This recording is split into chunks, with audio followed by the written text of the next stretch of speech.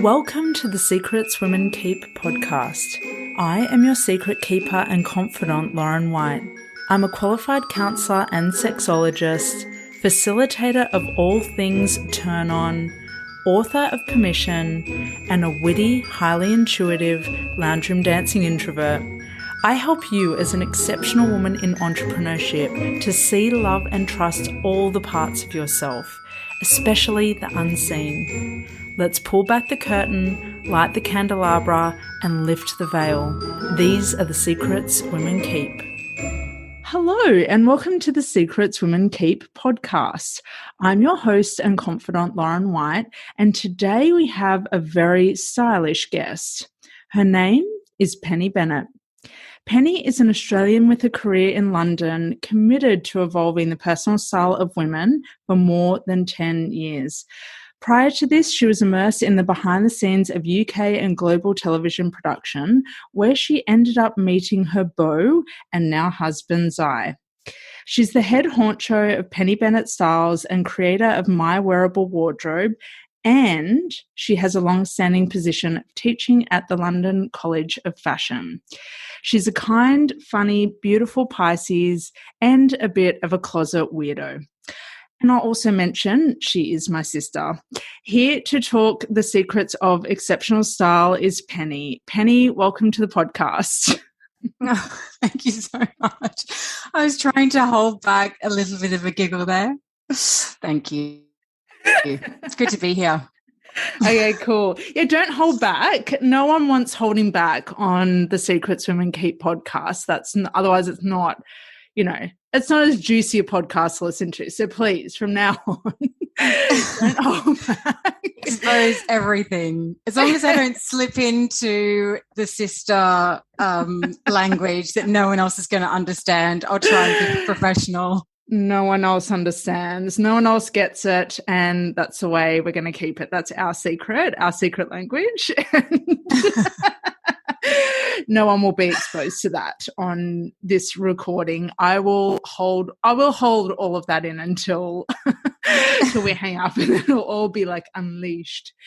Anywho, now, Penny, you've listened to the podcast before, so you probably know what question is coming up first. The first thing I usually ask guests is about the bathroom stall moments in life. And I define those moments as one in which you're trying to hold it all together, like when everything feels like it's falling apart. It's like you can want to be seen, but you're simultaneously like, oh my God, no one look at me, no one see me. And I was wondering, have you ever had a bathroom stall moment? And please feel free to substitute it with the change room. That might have happened to you in a change room rather than a bathroom stall. So my memory of that is when I was younger, and I was a dancer when I was younger, and I loved performing. And I was at a competition, and I was watching the performers before me, and I just had one of those moments where I thought, I can't do this. I'm not good enough. What am I doing? They're so much better than me. I choreographed the routine, and I was going to perform it as well. It was a solo performance. And it's one of those moments where you think that everyone's better than you, that you can't do it, that you're fooling yourself, that I just didn't have the confidence, and I ended up not performing, and I stood in the wings and I cried, and they let the next girl after me go ahead. And my dance teacher came over and just gave me a really good talking to and made me realize that just going out there and giving it my best shot and not worrying about what anyone else is doing and just be me and be authentic to me. And that sort of authenticity piece, that was sort of game changing for me. And I just went out there, and I ended up being the last performance of the night because I was literally terrified in the wings and I couldn't even move. But after that talking to, I had that confidence to go out there onto stage, and I ended up getting third place in the competition. And that was such a game changer for me. And it really gave me the confidence to not compare myself to others, but to also know that whatever way you want to express yourself, if it is authentic and if you feel confident enough in yourself, that confidence is magnetic, that other people pick up on that confidence and it really makes them feel good as well, and they will enjoy that. But if you go into a situation where you don't feel confident and you don't feel like yourself and you feel like a fraud, then you're going to send those messages to other people as well, and it's never going to go well. And I don't mean sort of fake it till you make it. I don't know if I really agree with that saying, but getting yourself to that place in whatever way feels right to you, whether it's, affirmations or whatever way you feel that you can get in touch with that side of yourself and really understand yourself and appreciate yourself and have that sort of authenticity and have that confidence. Then if you have that, it really is such a shield going into life, that sort of protection that in yourself that you feel great and you are being yourself, and there is that confidence, and people will respond to that in a positive way. Yeah, I totally agree. And I'm just thinking back to that incredible gift that teacher gave you that day by speaking to you at your level and speaking to where you were at. And it feels like what they said to you was, they just gave you this P of confidence that you could then grow yourself by going out on the stage rather than hiding. And what I was hearing was imposter syndrome. There's no way, I'm a dancer and I'm not as good, and I'm, the fake, like you spoke into the faking it. So what a gift that teacher gave you to give you another perspective, a bit of oomph, and to actually go out there and at least do the thing, rather than hide and keep yourself small and tell yourself you can't do it. Yeah, absolutely. And that was such a sort of pivotal moment in my dancing experience and how I approached every other competition. I really felt like a superwoman after that point. I felt like I could really conquer anything, and it didn't really matter because I got such a buzz from being on stage, and then getting third place was just a sort of added bonus to that. Yeah. So it was really such a pivotal point. And I really think about her as well. I remember her name is Beverly. And I really think about her in all those situations where when I first started doing a lot of presentations, and I think younger generations are growing up now, doing a lot of video and doing all that sort of almost sort of presenting, where I didn't really grow up like that. And it was never a space I felt that comfortable with. I always felt comfortable expressing myself in a physical way, not necessarily through the power of a voice or what, the words that you can, how you express yourself through your words. And I really go back to that moment a lot when I started presenting and going through that in my head, that I do know what I'm doing. I've got something really valuable to offer, and I just have to use my personality, use my authenticity, plus the added bonus of all my years of knowledge and communicate that successfully. And I really do come back to that moment a lot, actually. Yeah, wow, that's really powerful. And how old were you? I'm just trying to think how old I was. I must have been, I want to say 9. Oh my goodness. Okay. 10. Wow. Yeah. It was one of my first dance competitions, actually. Yeah. Yeah. And you were a really, really good dancer. And still are a phenomenal dancer. It runs in the genes. Gene pool. It's in the gene pool. But what I love about what you just said was, I've never thought of you in that way before, as you expressing yourself more through, I didn't really put all those pieces together about you feeling more comfortable expressing yourself through your body in that more performative way, as as opposed to using your voice and speaking. And I think you've actually, from what I see of you, you're actually on par with those things now, because after being privy to, because you've done it a lot and you're a teacher, and just seeing you a couple of weeks ago online speaking to my VIP client, it was so good for me to be a witness to you in your element and your work, because how do I get to see it? I don't get to see it, because these are all private sessions that you have with people and all of your teaching. It was so marvelous and illuminating for me to just see you go in your full fire, like, fuck yeah, you know so much. And I knew that you knew that, but just to actually see it in real life was so powerful. So I think you've done both, and you've gotten to a point where I see you as a woman in your fullest expression, because you appear to be comfortable and authentic in both.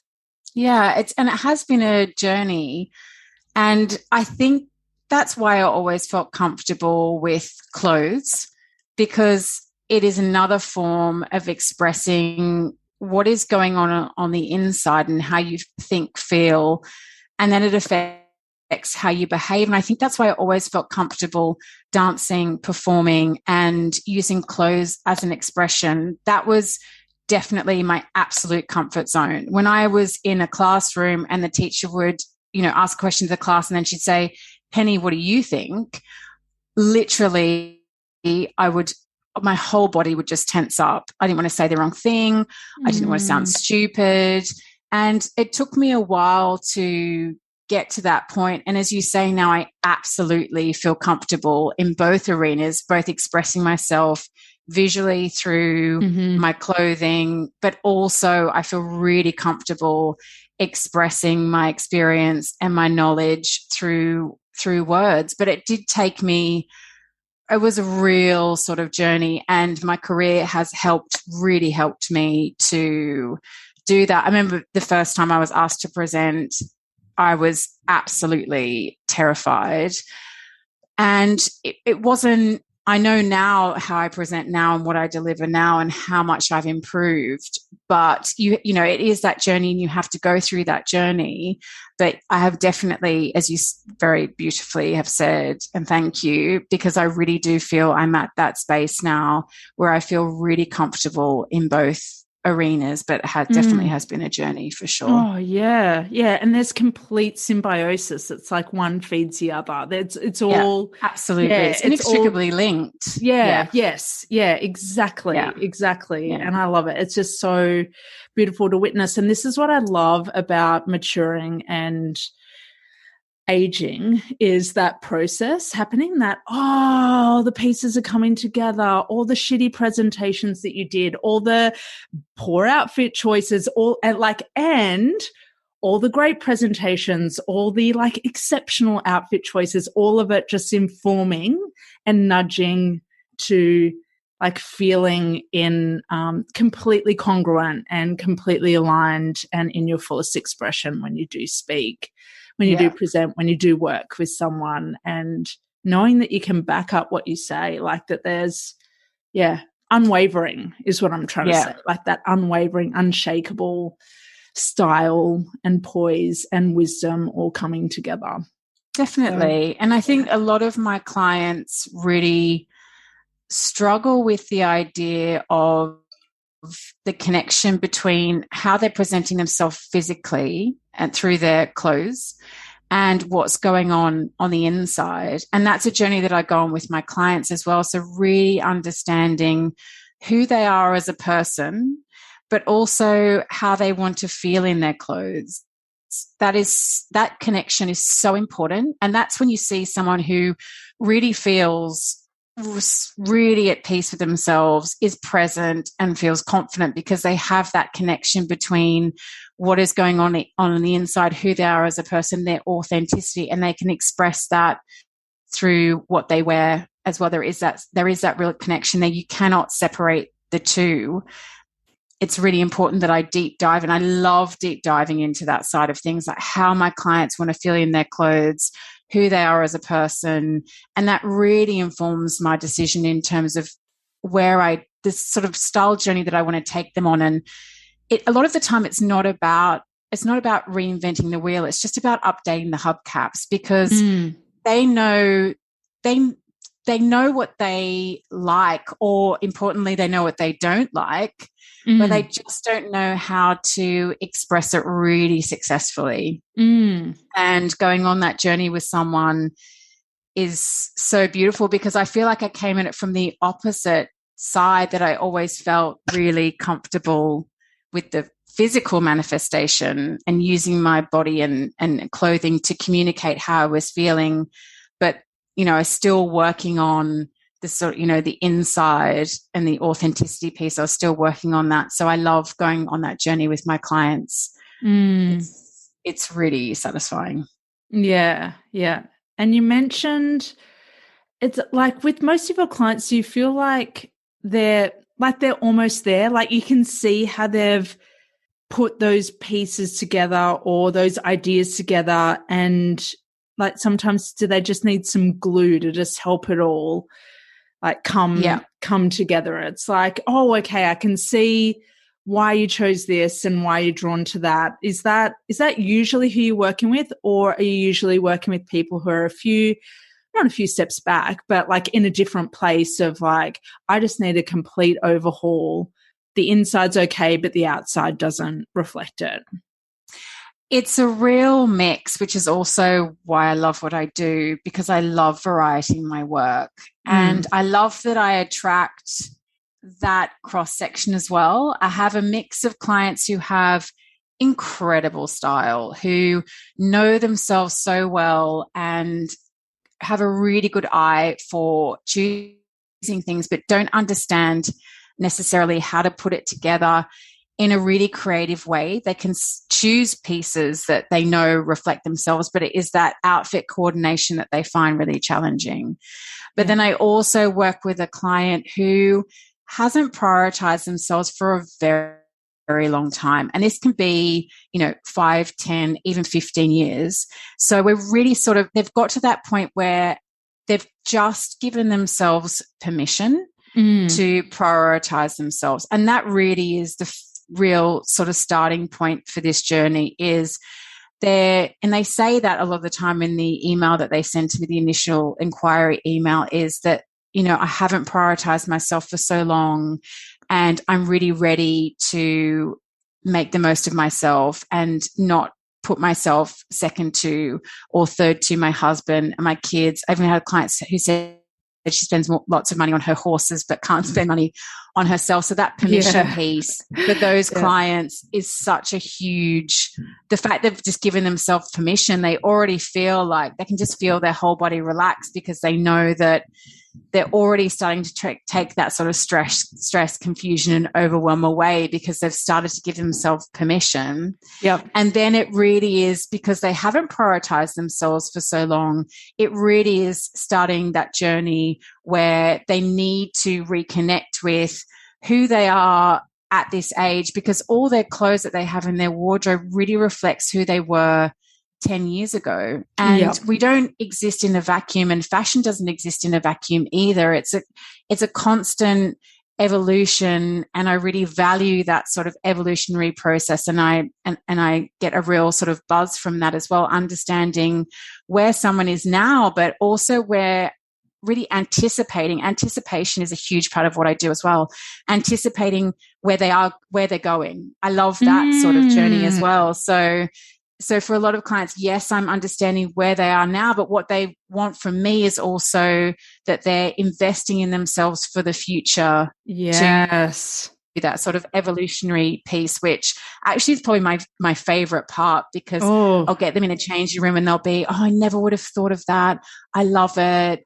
This really feels like, who I'm becoming. And for some of my clients, those sort of pieces are scary, but I think that kind of, because it's taking them out of their comfort zone. Yes, I want to select pieces for my client that are slightly elevated versions of what they would naturally be inclined to buy. But I also, that anticipation piece is huge, because that's sort of really, I think, is really my job, and what separates me as a personal stylist from a personal shopper is that I understand my clients so well that I know where they're going to be in 2 years' time, in 3 years' time, in 5 years' time. And I can help them develop a wardrobe that is really going to support them through that journey. I don't want it to be, yes, I love to see my clients every season, but I don't want them to feel like, they don't have a wardrobe that, they have a wardrobe that's going to help them for 6 months, and then the next 6 months they're going to need to start again. I absolutely want to help them build a wardrobe that is going to support them through their evolution over, the next few years going forward. Yes, I'm feeling your fire. And one thing that you said in there, I'm like cherry picking one thing out of the middle of all of that. There's more than one thing I want to cherry pick, but the one thing that really turned me on with what you said was it was the permission piece, but it was deeper than that. It was them deciding. It's that moment that they decide how they can just, like, that is such an act of letting go. It is like a drug. I feel like this is one of humankind's greatest drugs that so many women don't let themselves tap into, is making a big, bold decision that is only about you. It is so sexy. It is so relieving. It is so what your future you wants from you, is to make this big, brazen decision to really shake things up and to do things differently from how you've always done them.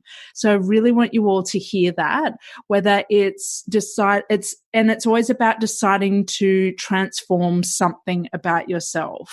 And in different seasons of your life, it'll be something different. Like, it might be your style, it might be about getting support in your business or work, it might be about delving deep into your identity, which is the work that I do. It's just one of the most, I don't know, goosebumpy, tingly sensations that and forms of permission that you can ever give yourself. So if you've never had that feeling before, you are missing out. It's better than drugs, I promise.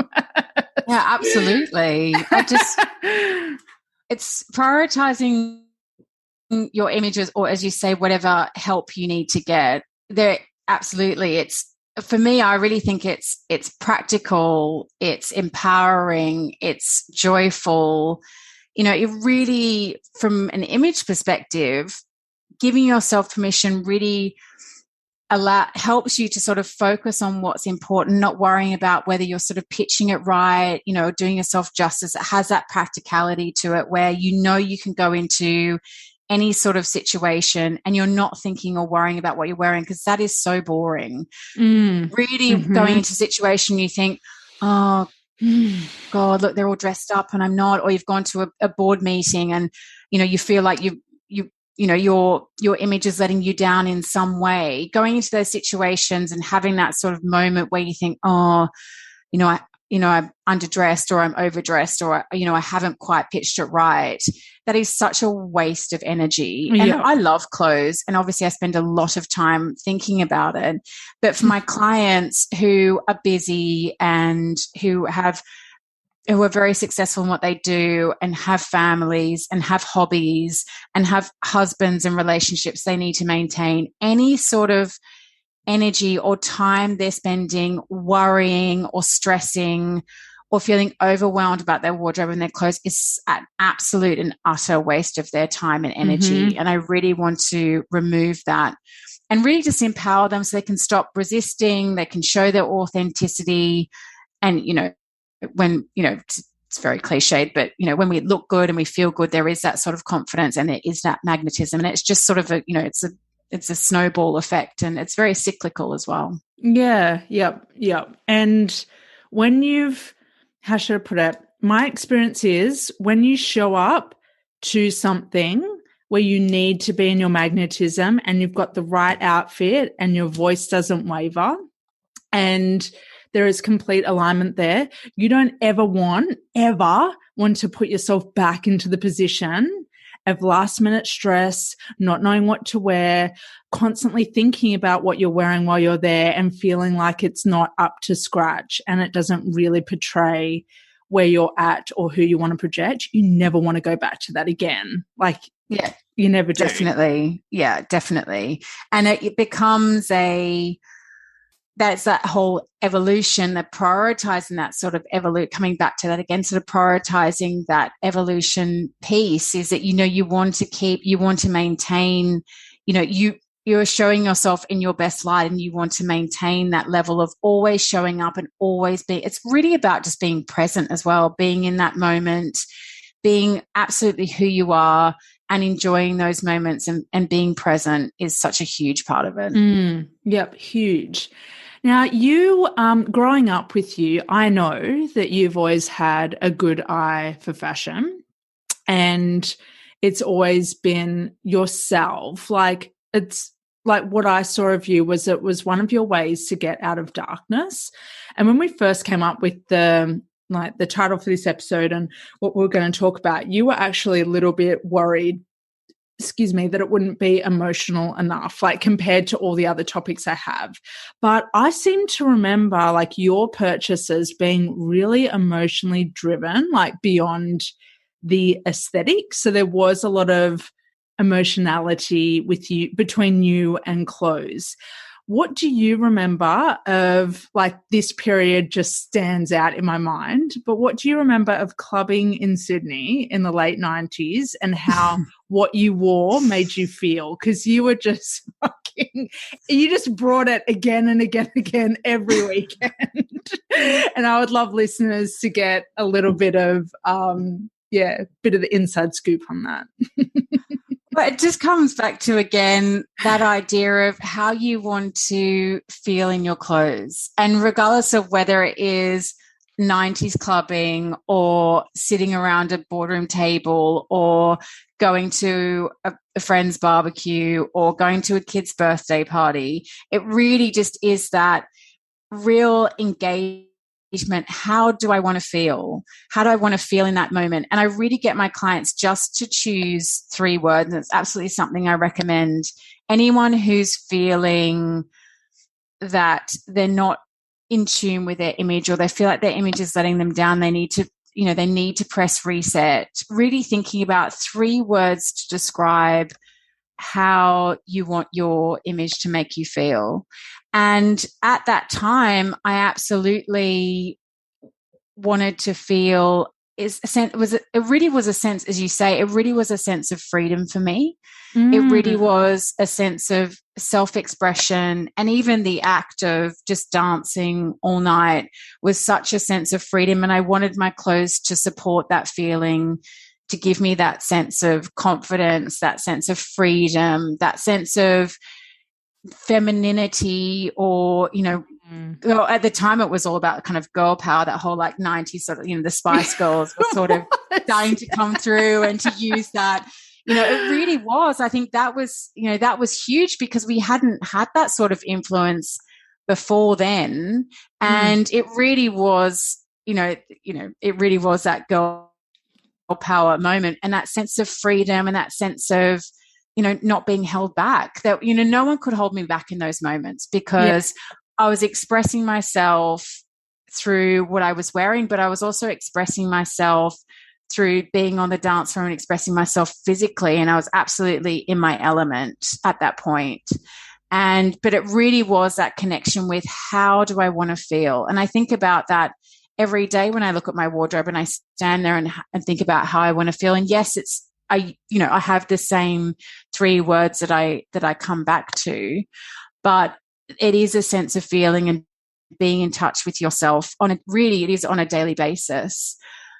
So thinking about, if you are in that position where you do feel a little bit lost with your image right now, just coming back to before you even start to think about the visual piece, really just start to think about who you are as a person. And I do ask my clients 3 words to describe themselves, but also 3 words to describe how they want to feel in their clothes, because that connection as well is really, really important.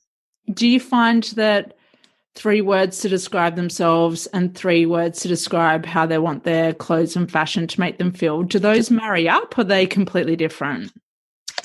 There definitely is an absolute synergy between the two. And for a lot of my clients, they come to me for usually the impetus for coming to me is a work reason. That's most, for the majority of my clients, they feel like their image is letting them down at work, or their work situation has changed, or now they're doing Zoom calls and they feel like they're not presenting themselves or showing up online in the best possible way, or they've been promoted, or they're interviewing. There is that piece. So a lot of clients come to it from that perspective, and I help them translate that into how they want to feel. That is really important, and they love that process as well. They love understanding themselves, and it is such an important part of their personal branding, how they want to feel. Their proficiency, their passions, their principles. It really does sort of tie into that personal branding piece. Yes, it is a relatively small part, but as we said, it's really inextricably linked. There has to be that connection there for you to really communicate your personal brand, and for your image really needs to support you in that communication process. Yeah, completely. And I think even if you are not really into fashion, your subconscious still picks up on when things are out of alignment between imagery and messaging and all of that. Like, you can, even if you don't know how to articulate it, there's a part of you that can see that, oh, wait a minute, they're saying this, but it looks this way. And you're like, It doesn't really match up. Yeah, definitely. There's definitely that, as you say, it doesn't match up, what they're hearing and what they're seeing. And people we make sense of our world visually. That is our first way of how we make sense from something. So if you're looking at someone, you're making sense of all those visual cues first. And it really is it takes us nanoseconds to make assumptions or to second guess what a person's like. If, am I going to like you? How successful are you? What are your passions? We're making sense of everything in literally within nanoseconds. And we use those assumptions we make about someone. We use those assumptions to compare to what is coming out of their mouth. And if there isn't that connection there, if what is coming out of their mouth isn't really what you're sort of seeing visually, and there is that disconnection, then you don't have that sort of presence that you could have, because there's not that sort of, you don't start to not trust that, because you think, okay, you look this way, but you're saying that you're forward thinking, but I can see that you've got, a hole in your elbow of your shirt and you haven't bought a new shirt for 20 years. There is that, obviously that's a very extreme example, but, there is that sort of, we do make sense of our world visually, and we do build those assumptions, and we use that that verbal communication to sort of confirm or deny our assumptions. And is there that sort of, if there is that disconnect there, and for a lot of my clients, as you say, they're intelligent enough to know that there is that disconnection there. And it's not even about liking fashion. It's just about having clothes that make them feel good and that support, who they are as a person. I have clients who really wouldn't know, a Max Mara from a Moschino. They don't know the difference. They don't even know those words. Like, what is this gobbledygook you're talking about? But I'm sitting going, that's me. Yeah, I know that. I know. I know. But they absolutely understand that their image is very powerful, and they want to feel great, and they want their image to support them. And so they prioritize it. And really what it boils down to, it's not about, for a lot of my clients, it's not about being fashionable. It's not about their fashion being the thing that people notice. It's just about that they notice that this person is absolutely showing up authentically, that their clothes are a natural extension of who they are, and that they support, that they're sort of, they are sort of the supporting act. They're not the hero. The person is the hero. Yeah. But the clothes absolutely are the supporting act, and you can't have a great hero without that, without that sort of supporting act, sort of building that hero up. Yes. You don't have the heroine wearing a Hessian sack. Like, not cool. She is gilded from head to toe. She needs Max Mara Moschino. I know all the lingo. You got it, girl. I got it. I'm all over it. So I was going to say, what's your current edge with your personal style right now? Like, do you feel like there's anything, you mentioned before that style is evolving and that's part of what keeps you engaged. Like, what do you feel like there's anything left to learn about yourself when it comes to fashion? Oh my God, absolutely. Oh, cool. Every year brings me new discoveries because I'll do something. Everything I do, I mean, it's very boring in my head, I have to say, because everything I do with fashion, I really analyze why I do it.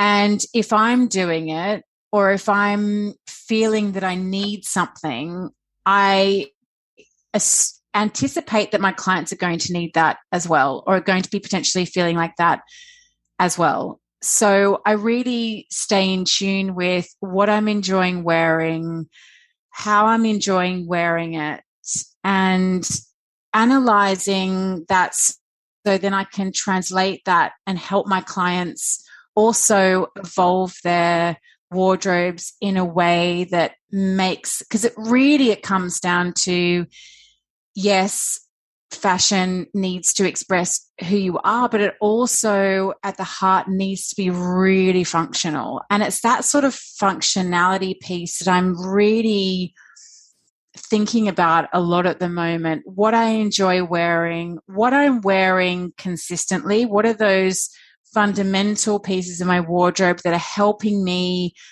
build interchangeable wardrobes that are helping me go into all types of different situations, but feeling comfortable no matter if I'm on the school run, or then if I'm going straight from the school run to meet a client, if I'm going straight from the client to going out at night. What are those pieces that are, or what are those things that make an outfit functional, that make it really sort of seamlessly carry me through my day? And I'm always analyzing that. So I'm always learning, and fashion is always learning as well, because fashion doesn't exist in a vacuum. It responds to what is happening in the world at the moment. It responds to how people are feeling, all the sort of colorways that are coming through at the moment, all these sort of, which have been coming through for sort of the past 12 months, all those sort of earthy tones, is because we've been through this sort of real destabilizing couple of years, and we want to feel grounded. We want to feel safe. So all these sort of beautiful sort of earthy tones are coming through because we want to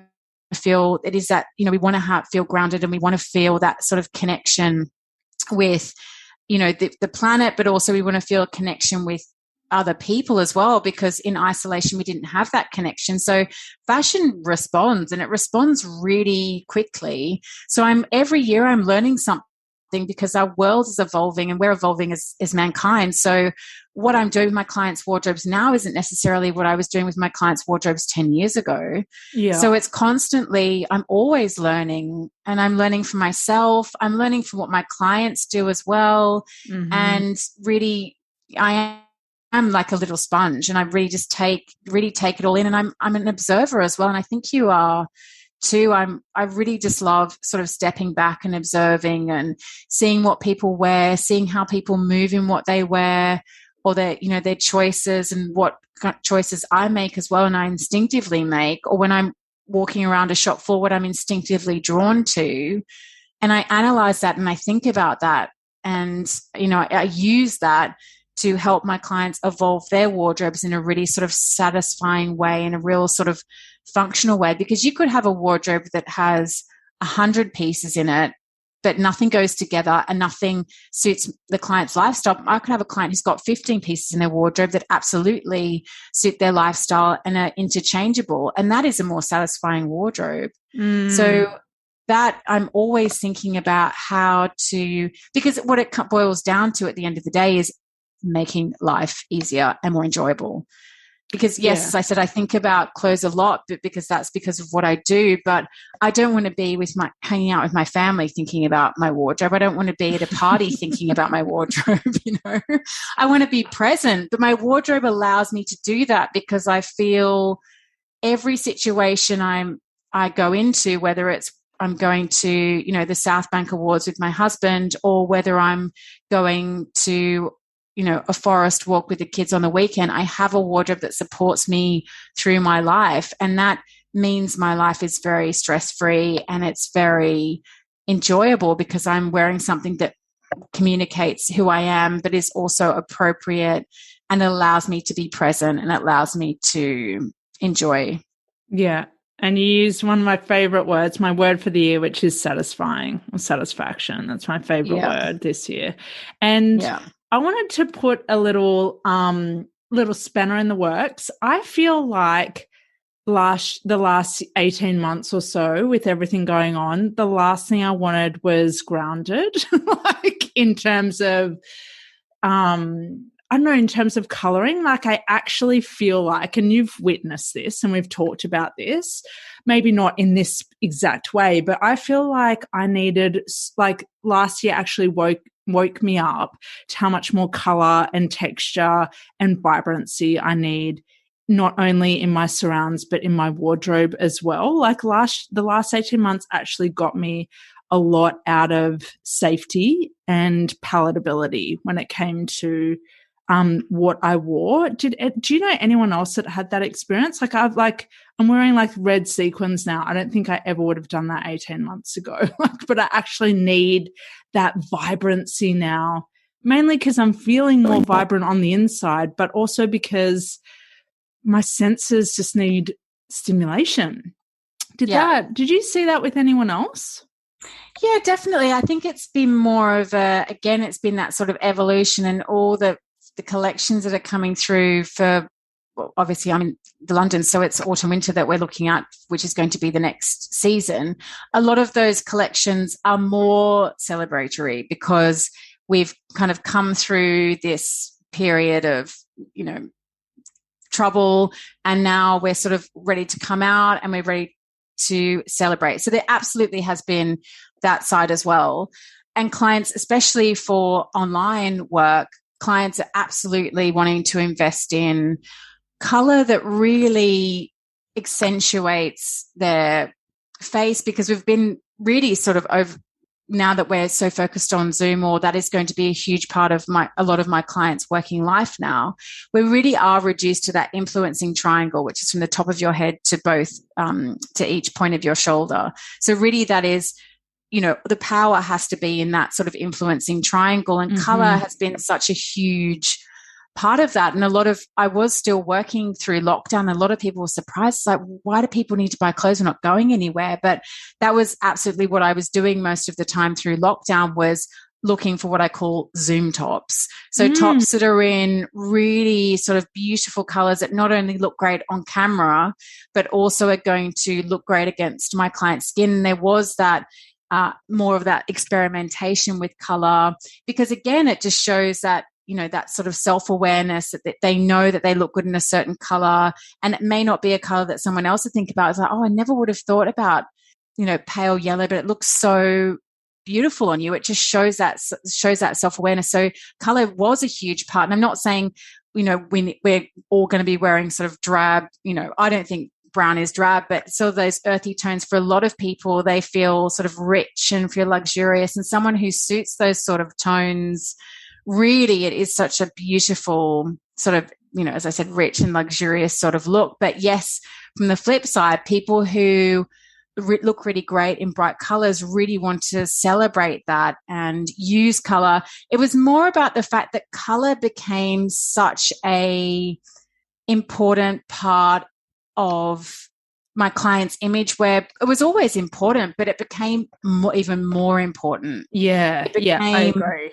It became something that, yes, obviously the shape and the style and the fabrication, it has to fit my clients well, but absolutely they would say, I want to experiment more with color. I want it to be more playful. And that doesn't necessarily mean it has to be more playful. It doesn't necessarily, it means it has to be bright. It can be, I suit more muted, sort of softer colors.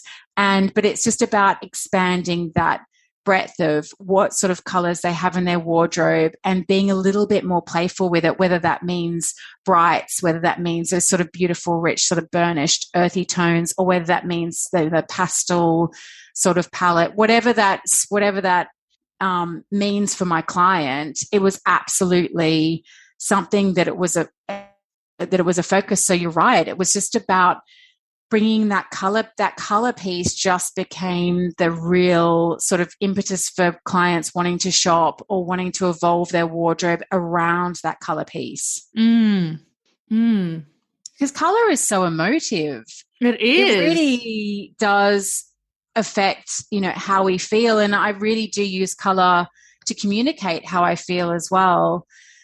And that's such a huge part of that image piece. Yes, as I said, it has to fit you and it has to be appropriate, but the color is so transformative, and it can really, especially for my clients that have more of a high street budget, color can make something if it's a color that suits my client, it can make something look so much more expensive, and it makes my client look like they really have that sort of self-awareness and understanding themselves to be able to wear a color that isn't a color that you would normally see in a workplace or, in any sort of situation. So it definitely has become much more important and much more sort of at the forefront of why clients are coming to me, for sure. Yes. Love color. I love color. I'm going to say deep teal, don't you? Yeah. I love it. I put it into search engines all the time. But that's good though. That's what I love. That's what I love. I can literally search like so many women compliment me on my clothes. So I have, at the moment of recording, I have a $20 camel colored jumpsuit on. That's like a tracksuit jumpsuit, but I love it because I can transition from bed to the cafe. And yeah, definitely. But just using this as a really quick example, women compliment it all the time. And I honestly just think it's the color. I think it's just that it's not a color. I think people either dip too much to beige or maybe too much of not too much, but or go up in a different part of the spectrum to yellows. And it's like, well, there are these nuances in color. And my big tip, not that I know as anywhere near as much about style as you, but so many women say, how do you find your clothes? And I literally put into a search engine that I want a V-neck something, because I know things being up close to my neck makes me look like I'm in pieces kind of thing. It cuts me up, and it doesn't. Yep. Yeah, so I know that I like a V-neck. I know that I like a certain color. I know that I'm looking for a dress or a top or a jumpsuit, obs. And literally, just search for the color, the cut, and the type of item you want, and you can just strike absolute gold. You can just strike absolute gold online. Yeah, it's a really good tip. And also using websites are so good now at creating really specific filters, and I use that as well. I use the filters. So if you want a dress and you want it to have long sleeves and you want it to be appropriate for day, and actually you want to play around with some colors. Maybe you're going to select, red and pinks and greens, and you want it to be sort of midi length. You can put all those filters in, and it's going to bring up a selection. So using the filters, it takes a little bit of thought. You need to think about, you're very aware of what you like and what you need. So for someone who is, really sort of coming at it, sort of thinking, I'm just going to go online and see what inspires me, that becomes more challenging. But yes, if you know that there's a certain style that suits you can absolutely use the filters to do that. The only thing I would say about that is, if you know there's a specific style that suits you, that jumpsuits look great on you, and it's absolutely part of your personal brand and your and your image and your sort of calling card. But for some clients, just be careful, because it can put clients in a rut, because they find one thing that looks good on them and they're so confused by all the choices that they just always gravitating towards the same thing, and it becomes a point where it becomes a sort of thorn in their side because they sort of can't get themselves out of it because they can't find something else that is going to help them evolve their style and help them sort of feel, because the evolution piece is about that you're constantly prioritizing yourself and sort of, you know, spending that time on yourself and just kind of coming to yourself and saying, okay, how do I feel now in this situation? Because life can throw us curveballs, and we just don't know what is going to happen in the next 12 months. So just sort of checking in with yourself every now and then, and, you know, understanding sort of where you want to go is really important. And whether you need someone to help you understand that, then it's absolutely something to, you know, give yourself permission to work with someone who can help you achieve that.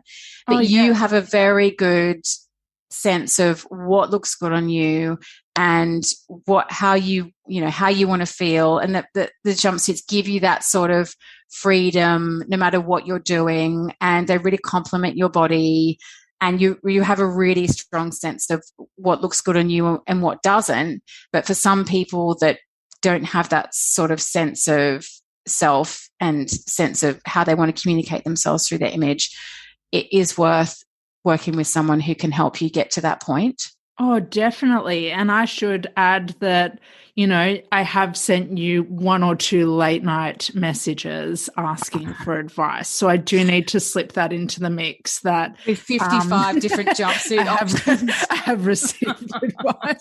And Penny, I can feel the eye roll from like 20,000 miles away. Like, don't you just have one like that? No, no, I would never say that, because I understand the nuances of, yes, they're all jumpsuits, but they all function in a different way because the fabrications are different, the proportions are different. Totally. My white bridal one is so heavy because it's got crystals on it. So that, you know, you don't just whack that on. Like, you definitely choose your events when you want to wear something like that. But yeah, Penny made a really good point. There comes a time where you are spending and wasting and contributing to, you know, part of the issue with fashion when you're not getting wear and adequate use out of what you do. It's really time to call in someone who has an objective eye, like Penny, a personal stylist who can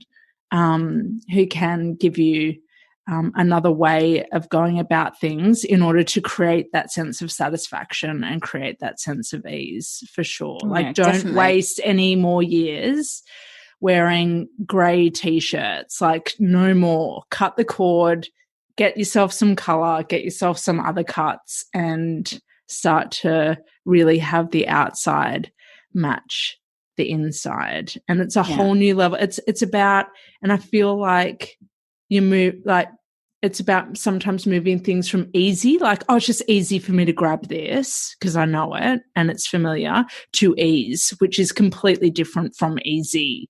When it comes to, I'm sorry. And there is that process. There is a reason why some people have more satisfying wardrobes. And for a lot of clients, they come, not a lot, but there is a certain proportion of clients who come to me and say, oh, I don't want to edit the wardrobe, I just want to shop.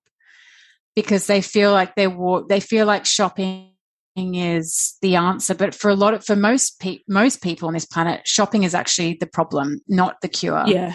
Because you're shopping in an ill-informed way, you're shopping emotionally, and you're buying things which, you know, give you that dopamine hit and feel that need in that nanosecond of an instant. But you get it home and you realize it doesn't go with anything you already have.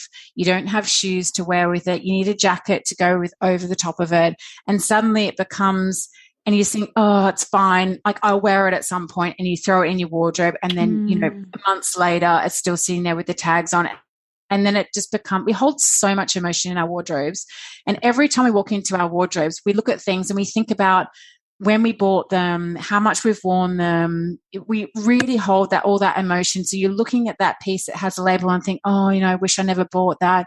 I should have taken that back. I'm not going to emotionally shop again. I'm not going to do this. I'm not going to do that. But if you're in this sort of hamster wheel of perpetually making mistakes or perpetually having this wardrobe that doesn't support you, and the classic thing of having hundreds of items but actually nothing to wear. And the statistic is that we wear 20% of our wardrobe 80% of the time. For my clients, I really want to reverse that statistic. So they're wearing 80% of their wardrobe 80% of the time, because there are always going to be those pieces like your wedding jumpsuit that are covered in crystals. And I have jumpers with feathers on them and like massive pom-poms. Like, I'm not going to be wearing those every day, but we want to have a wardrobe that is satisfying.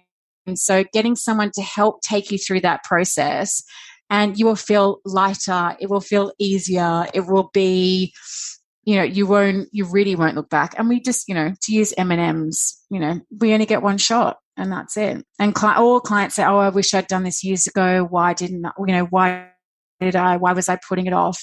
That fear of spending money on themselves, or, clothes are frivolous, they might have a partner who's like, oh, why are you spending money on clothes? It's so frivolous. But, your partner then spends £100 on a bottle of wine. Yeah. Whereas, there's no equality in that sort of thinking. And, just because we need to get dressed every day doesn't, necessarily make us good at it. And I think so many clients beat themselves up about not being good at it. Oh, my sister's really good at it, or my best friend always looks amazing, or my colleague always looks amazing. But just because we get dressed every day doesn't mean we have to be good at it. Just because we need to eat to survive doesn't mean we're all Michelin-starred chefs. Yeah. It's just getting that perspective and understanding that. So, and we're bombarded with images of people that are really good at it. Social media is full of, fashion influencers that are really in tune with themselves and have a good eye and understand it. But really, if you break it down, those sort of influencers are such a small, 0.000000%, 1% of the planet. Yeah. The rest of most people struggle with it, or find it challenging in some way, or find it overwhelming, confusing, or stressful. So really, as we said at the beginning, giving yourself permission and understanding that you are the norm. You're not, just because your best friend is good at it, and obviously, there is that comparison, that doesn't mean that, you should feel bad that you're not good at it. Yeah. And it also plays into scarcity mode as well. It's like, my sister's good at it, my best friend's good at it, therefore I can't be good at it as well. Like, there's only enough for my sister and best friend to be good at it. Yeah. It's totally not possible that all of us are good at it in our own way.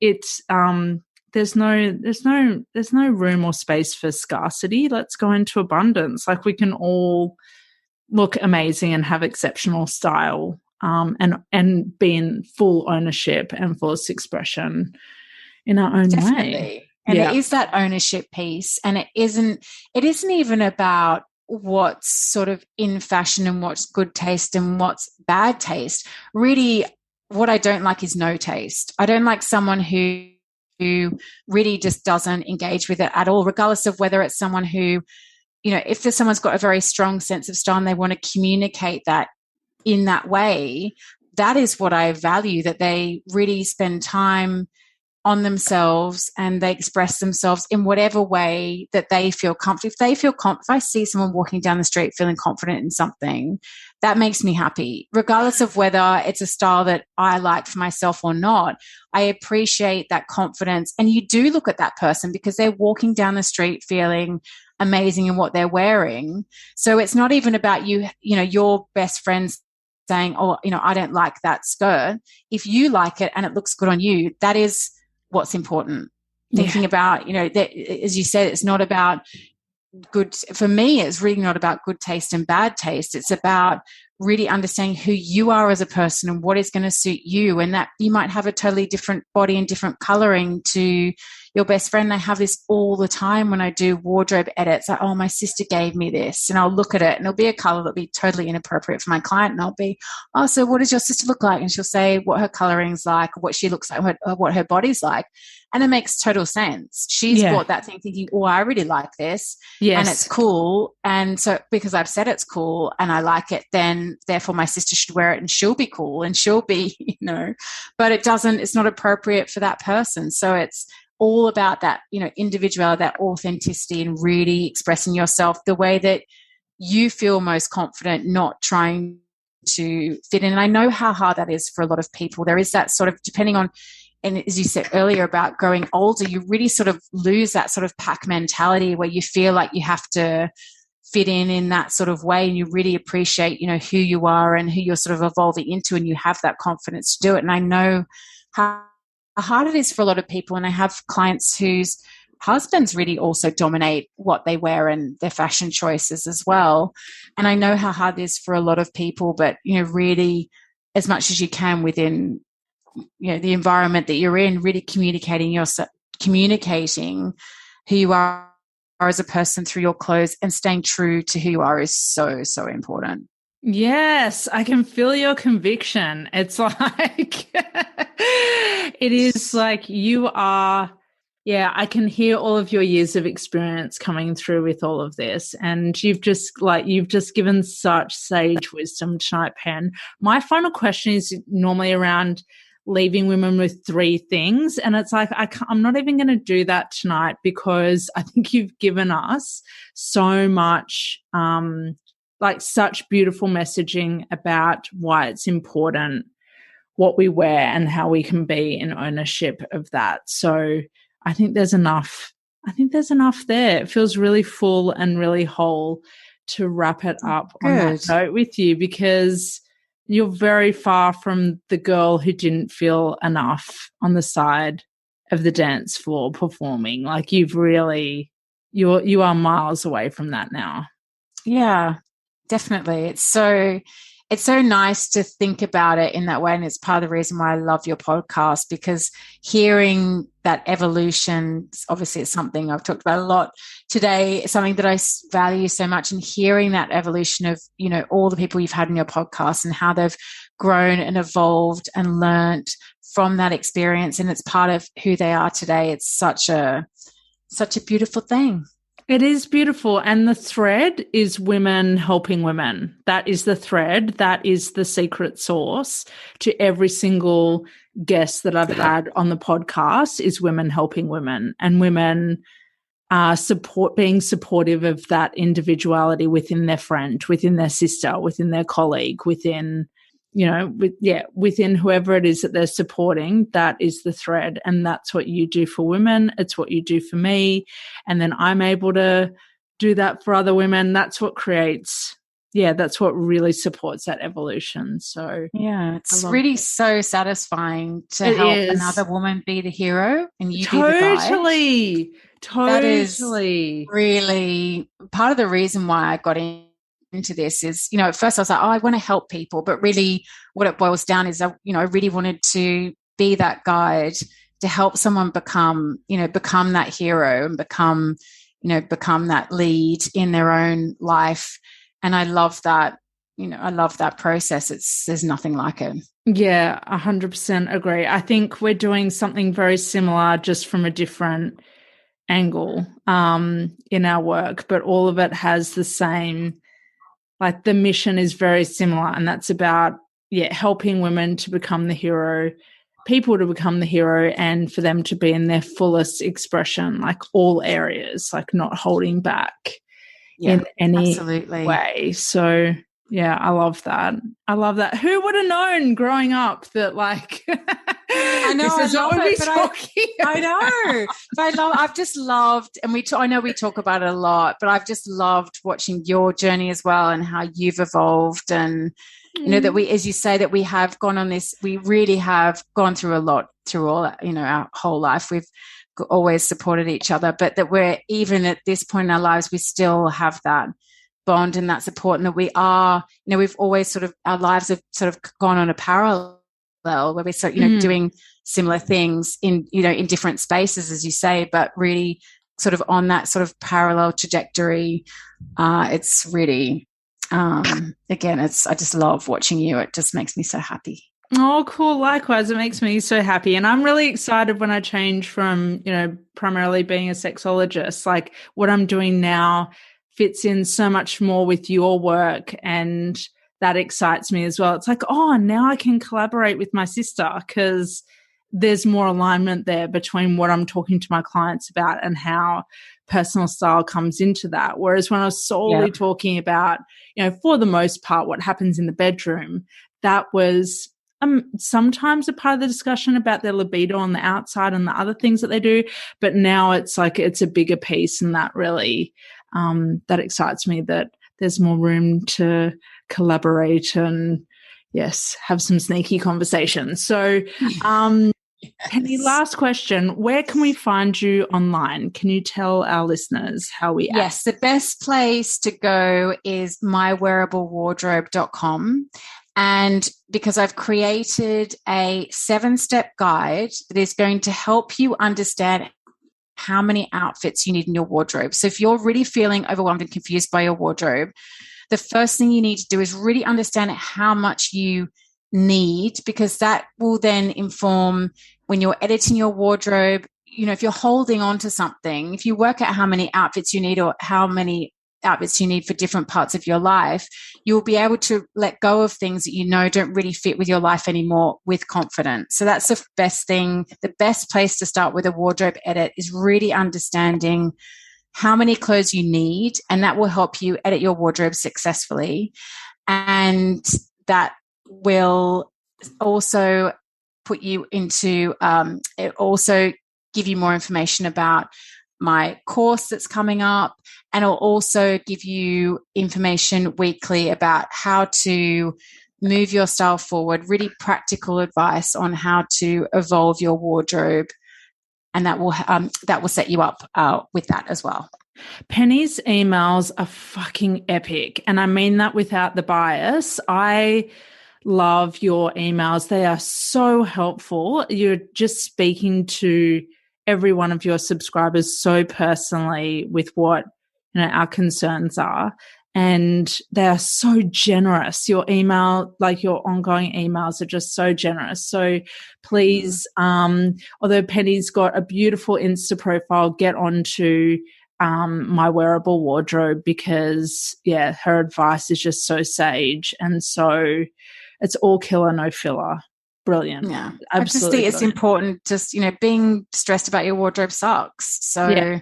I really, regardless of whether you can afford to or you can prioritize the investment of working with a stylist or not, I absolutely want people to have a wardrobe that feels more satisfying. And that's really is the whole point of the newsletter. It's not a salesy newsletter. It's not saying, you know, book in with me. It's really to help people, you know, strategies that when I was talking about earlier about how I analyze what I do. My newsletter really is about how, you know, what sort of results I've got and what results I've got for my clients, and how, you know, sharing tips that I use in my own wardrobe with clients to get them to a more satisfying place. Yes. Yep.